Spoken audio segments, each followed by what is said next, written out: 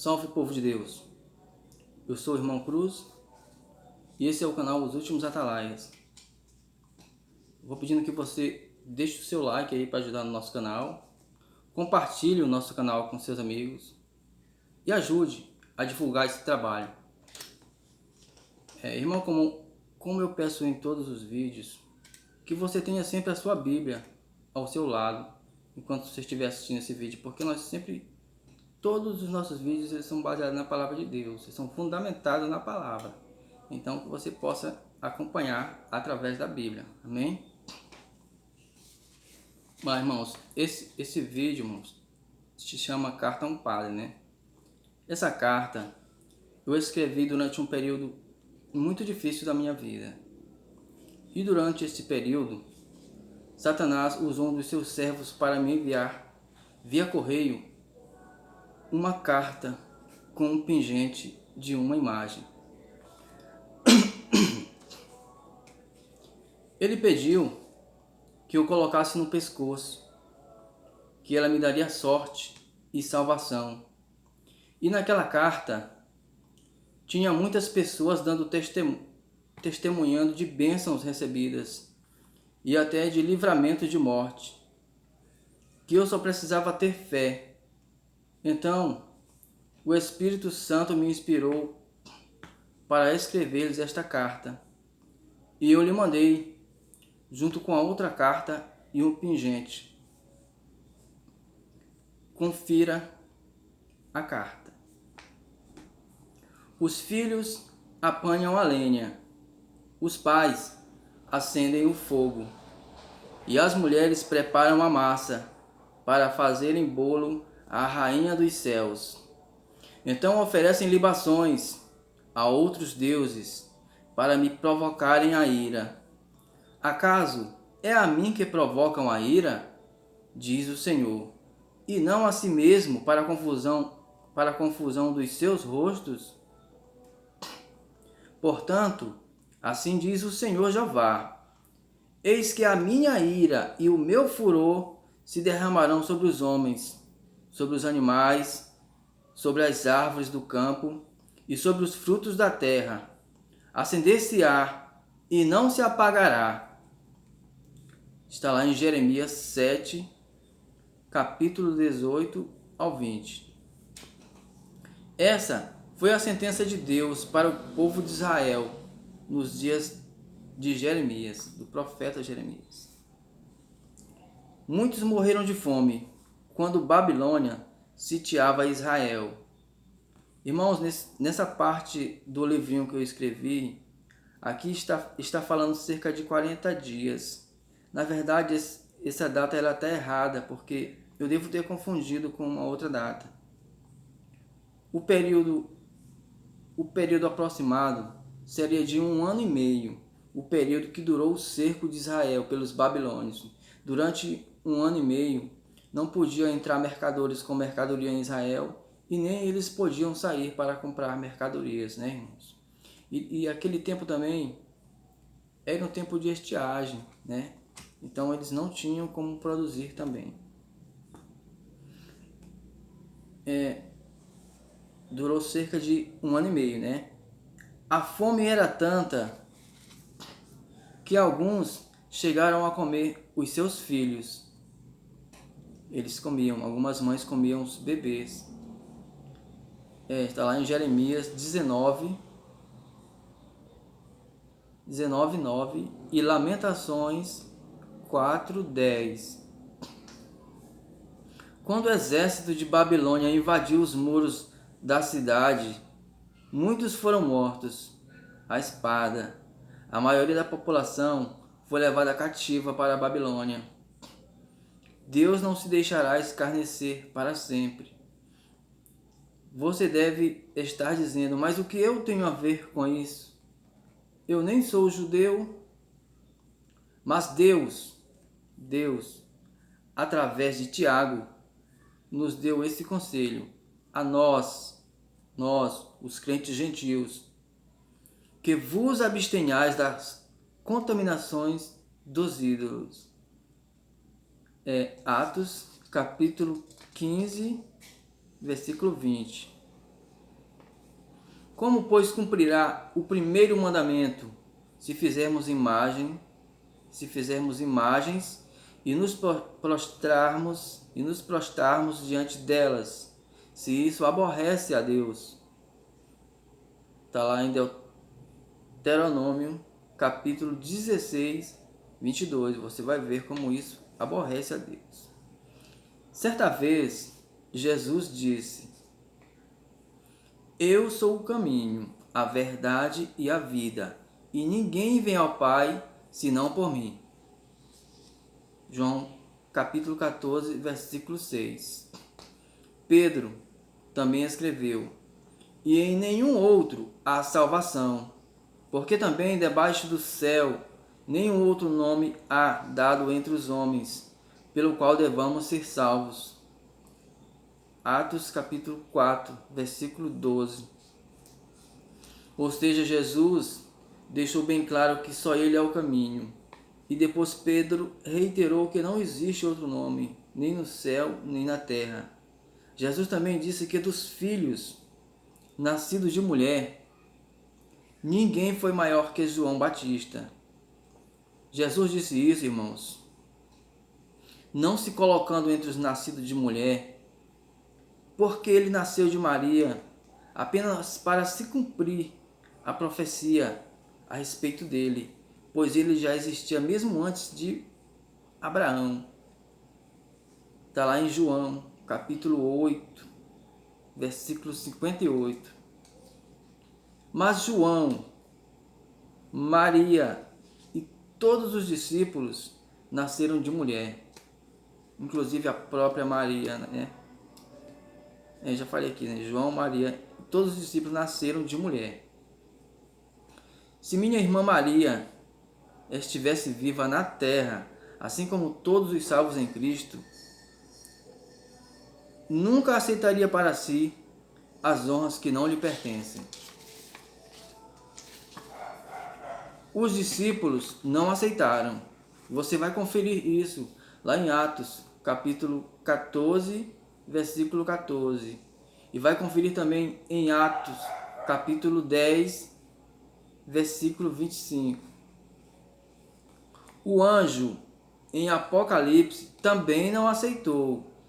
Você vai conferir isso lá em Apocalipse. Apocalipse, capítulo 22, do 8 ao 9. Certa vez, Jesus pregava em uma casa que estava tão cheia que sua mãe e seus irmãos não puderam entrar. E lhes foi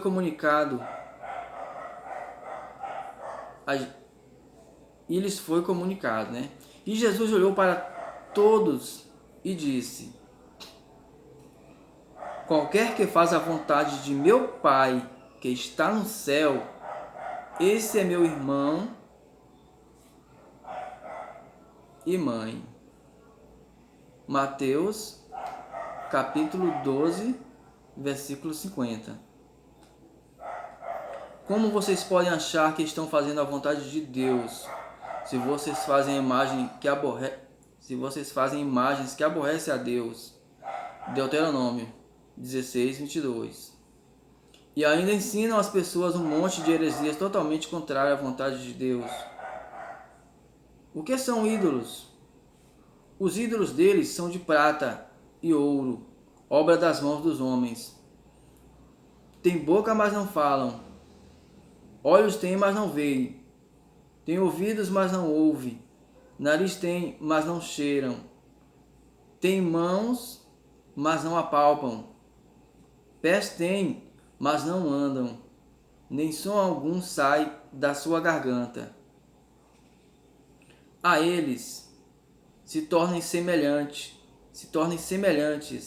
os que neles confiam. Isso não é minhas palavras, irmãos. Isso está lá em Salmos, está lá em Salmos 115, versículo 4 a 8. Tá? Da mesma forma como Satanás usou aquele povo mau para fazer a imagem do bezerro de ouro e dizer que foi ele quem os tirou do Egito, assim também ele usou aquele que fez a imagem de Maria e de muitos outros. E como o povo não quer compromisso com Deus, acabam adorando esses deuses que nada podem lhe cobrar, pois não falam, não andam e nem pensam coisa alguma. Mas o nosso Deus é santo, justo e irrepreensível. E todas as leis e estatutos que ele criou são para o nosso bem e não para o dele. Deuteronômio, capítulo 5, versículo 29. Quanto a esse povo que dá testemunho de graças recebidas por estas imagens, saiba que nos tempos de Jeremias, as pessoas também faziam isso.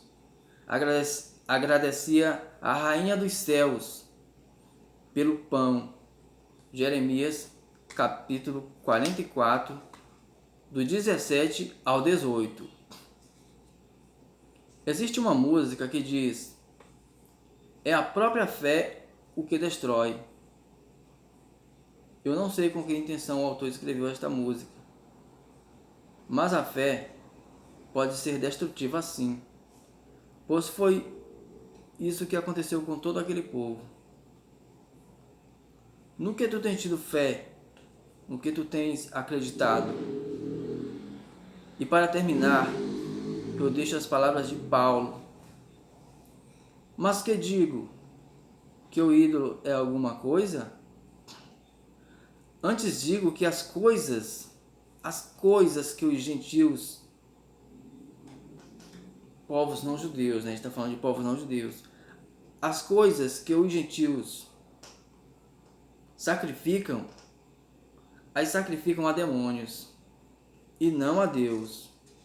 E não quero que sejam participantes com os demônios. Não podeis beber o cálice do Senhor e o cálice dos demônios.